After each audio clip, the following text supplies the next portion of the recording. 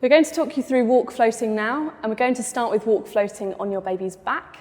So the important thing to remember is that to start with, you always support your baby's head and neck, and you also support underneath their seat. This is so that it's not too much strain on their back. When we're practicing walk floating on the baby's back, it's to encourage that movement of water across their body and to get them used to what it feels like to be moving in water.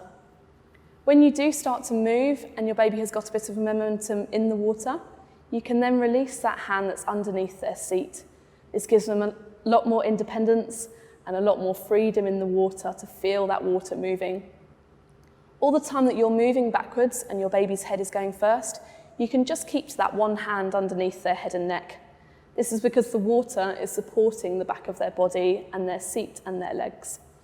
The muscles in their legs are much denser generally than the fat that is in their tummy and their arms. So all the time that you're moving, it's fine to keep to that one hand underneath their head and neck. However, if you stop moving at any point, you must put that hand back underneath their seat. If you don't, it can cause their legs to sink a bit in the water and it puts a lot of strain on their neck.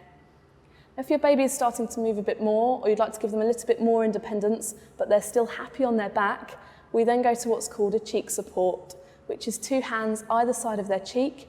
Again, all the time you're moving, this is fine, but if you stop, you need to go back to supporting underneath their seat again.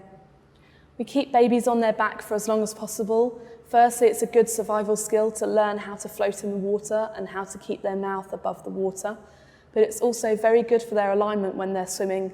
It's much easier to teach a flat, natural swim alignment with a baby on their back than it is if a baby is on their tummy.